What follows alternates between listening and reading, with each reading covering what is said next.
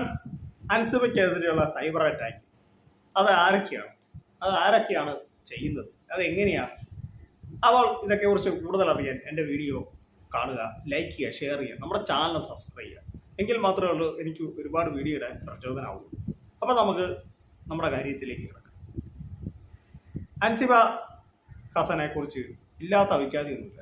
ഒരുപക്ഷെ ജാസ്മിൻ കഴിഞ്ഞ ഏറ്റവും കൂടുതൽ സൈബർ അറ്റാക്ക് കഴിഞ്ഞ ലേഡീസ് കണ്ടസ്റ്റന്റ് അവരാണ്. കട്ടിൽ റാണി എന്നും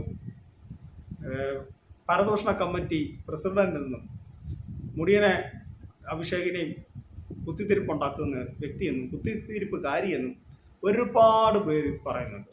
ഓരോ അൻസിബയുടെ വീഡിയോ താഴെ ഞാനിടുന്ന വീഡിയോ ഉൾപ്പെടെ ഒരുപാട് വീഡിയോയുടെ താഴെ കമന്റ് ഇടുന്നതാണ്.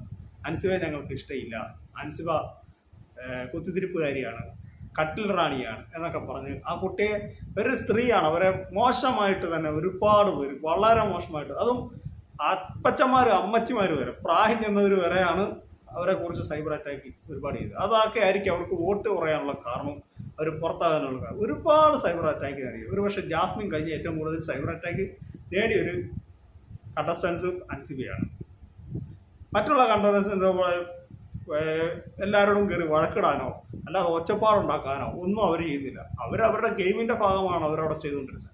അതിന് കുത്തിത്തിരിപ്പുണ്ടാക്കി മുടിയനെ വഴിതെറ്റിച്ച് പിന്നെ മുടിയനോട് ഓരോ കാര്യങ്ങൾ പറഞ്ഞ് മറ്റുള്ളവരെ വഴക്കുണ്ടാക്കിക്കുന്നത് എന്ന് വേണ്ട. പിന്നെ കട്ടിൽ മാത്രമേ ഇരിക്കുകയുള്ളൂ, വേറെ എവിടെയും പോകത്തില്ല എന്നെല്ലാം പറഞ്ഞ് ഭയങ്കര ഒച്ചപ്പാടും ഇതുപോലെ സൈബർ അറ്റാക്ക്.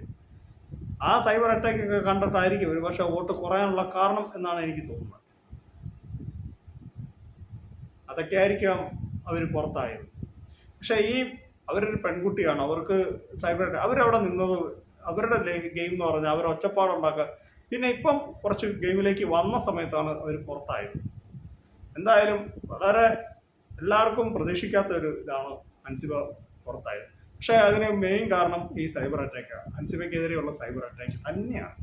അപ്പോൾ എൻ്റെ ഈ കൊച്ചു വീഡിയോ ഇവിടെ അവസാനിക്കുകയാണ്. നിങ്ങൾക്ക് ഇഷ്ടമായെങ്കിൽ വീഡിയോ ലൈക്ക് ചെയ്യുക, ഷെയർ ചെയ്യുക, എൻ്റെ ചാനൽ സബ്സ്ക്രൈബ് ചെയ്യുക. ഈ വീഡിയോ കണ്ടിട്ട് അൻസിബയുടെ PR വർക്കാ PR ടീമാ എന്നൊന്നും പറയരുത്. ഞാനുള്ള പോലെ പറയുന്നത് അൻസിബയല്ല, ആരാണേലും ഞാനുള്ള പോലെ പറയുന്ന ഒരാളാണ്. നിങ്ങൾക്ക് തന്നെ ചിന്തിക്കാൻ അറിയാം. അപ്പോൾ എൻ്റെ ഈ കൊച്ചു വീഡിയോ ഇവിടെ അവസാനിക്കുന്നു. നിങ്ങൾക്ക് ഇഷ്ടമായെങ്കിൽ വീഡിയോ ലൈക്ക് ചെയ്യുക, ഷെയർ ചെയ്യുക, എൻ്റെ channel subscribe. Thank you, by.